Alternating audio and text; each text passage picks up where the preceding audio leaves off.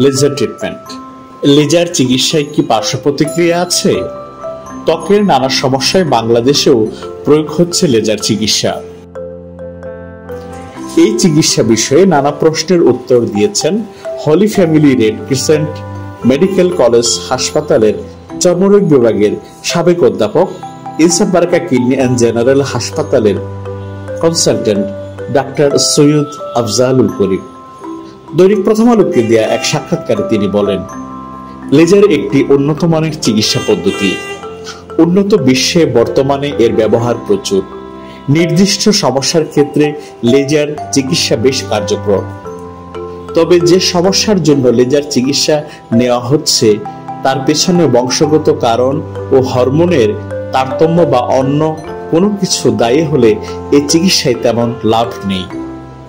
আবার অন্য কোনো কারণ না থাকলেও যেসব সমস্যা পুরোপুরি সেরে যায় তাও নয়। এ পদ্ধতিতে বিশেষ ধরনের আলোর মাধ্যমে ত্বকে কিছু প্রয়োজনীয় পরিবর্তন আনা হয়, তাতে সমস্যার মাত্রা খানিকটা কমে যায়। লেজার চিকিৎসার সুবিধা সম্পর্কে তিনি বলেন, লেজার ব্যথামুক্ত ও কাটা ছেঁড়াহীন বিশেষ চিকিৎসা পদ্ধতি। ত্বকের চিকিৎসার ক্ষেত্রে 1 মাস অন্তর কয়েকবার লেজার চিকিৎসা নিতে হয়, তবে এটি বেশ ব্যয় সাপেক্ষ পদ্ধতি। সঠিকভাবে প্রয়োগ করা হলে লেজার চিকিৎসার কোনো পার্শ্ব প্রতিক্রিয়া হয় না, তবে অতিরিক্ত মাত্রায় ব্যবহার করা হলে ত্বক পুড়ে লালচে হয়ে যেতে পারে।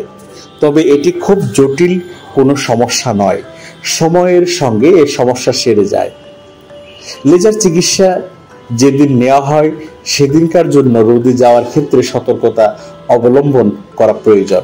সেদিন যদি রোদে যেতে হয় তাহলে ত্বকের যে অংশে লেজার চিকিৎসা নেওয়া হয়েছে সে অংশে অবশ্যই এমন প্রসাধন ব্যবহার করতে হবে যা রোদ থেকে ত্বককে সুরক্ষা দেবে।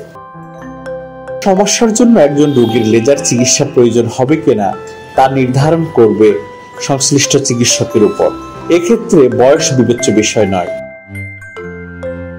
আলোর প্রতি সংবেদনশীলতা থাকলে কিংবা ত্বকে কোনো জীবাণুর সংক্রমণ থাকলে লেজার চিকিৎসা নেওয়া যায় না।